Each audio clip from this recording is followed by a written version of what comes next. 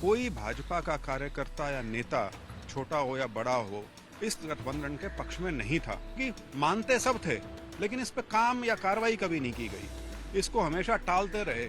जमीनी वास्तविकता क्या थी उसका आभास सबको था, और वो शायद एक कोई छोटा सा झटका उनको चाहिए था जिससे वो चीज़ मुखर होकर सामने आ सके।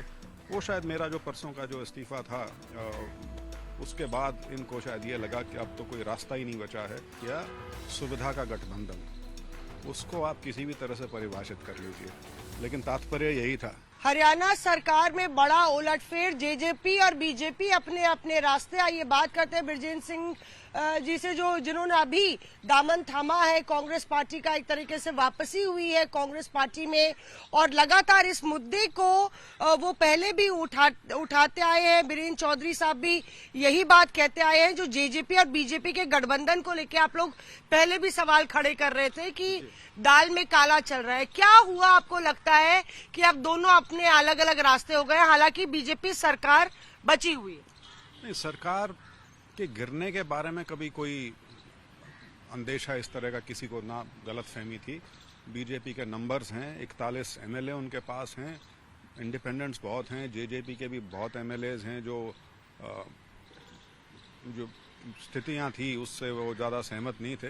तो उस नाते बीजेपी सरकार को तो कोई खतरा कभी नहीं था, लेकिन हमारा हमेशा से मत रहा था कि आप सिर्फ सरकार एक सुविधाजनक तरीके से चलाने के लिए जो आप राजनीतिक तौर पे नुकसान अपना कर रहे हैं उसको देखिए, उसको समझने की कोशिश कीजिए।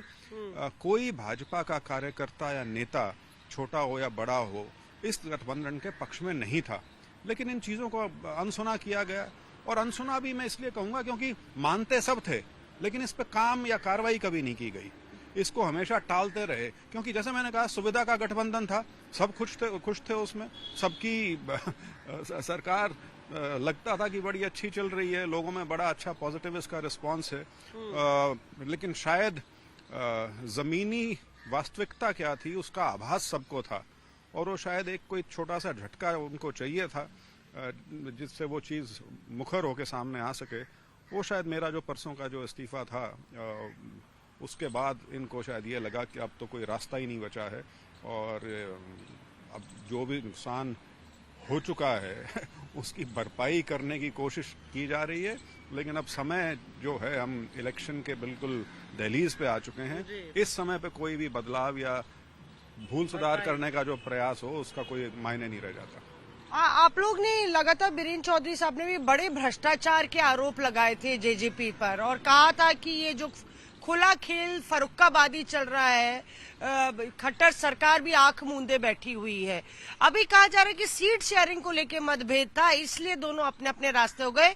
एक सीट भी बीजेपी देने को तैयार नहीं थी जेजेपी। देखिए, जो मैंने शब्द इस्तेमाल किया सुविधा का गठबंधन, उसको आप किसी भी तरह से परिभाषित कर लीजिए, लेकिन तात्पर्य यही था कि सब ठीक थे। तो सब ठीक थे तो लोगों में क्या था, या लोगों की क्या स्थिति थी, या लोगों की मनोस्थिति या मानसिकता क्या थी, उसको आपने पूर्ण रूप से दरकिनार करके जो सरकार चलाई, तो उसका खामियाजा तो भुगतना पड़ेगा।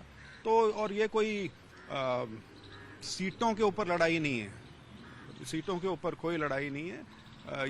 ये सारा का सारा एक जो वास्तविकता थी उससे अब दो चार चूंकि होना पड़ा है, और क्योंकि चुनाव बिल्कुल आ चुका है सामने, तो उसी के लिए कवायद की जा रही है। लेकिन जैसे मैंने कहा कि बहुत लेट हो चुका है। जेजेपी से पीछा छुड़ा के आप लोग कांग्रेस में आए, अब क्या कोई संभावना बन रही है कि जेजेपी, क्योंकि अब बीजेपी से अलग हो गई है, इंडिया ब्लॉक में आ जाएगी? नहीं, मुझे इतनी टेढ़ी मेढ़ी राजनीति मुझे समझ में नहीं आती। मैं बीजेपी से जब मैं एमपी बन के आया, उसके कुछ देर बाद ही मुझे ये समझ में आना शुरू हो गया था कि मैं इनके साथ लंबा नहीं चल सकता, मेरा तालमेल नहीं बैठता, ना तो वैचारिक तौर पे ना व्यक्तिगत तौर पे। तो वो एक अलग चीज़ थी। जेजेपी का जो गठबंधन था, वो जो प्रदेश की राजनीति है, उसका सीधा सीधा संबंध उससे था। तो अब कौन कहाँ जाता है नहीं जाता उससे कोई वास्ता नहीं, और जगह उसको मिलती है जिसके पास कुछ खड़े होने के लिए जगह हो।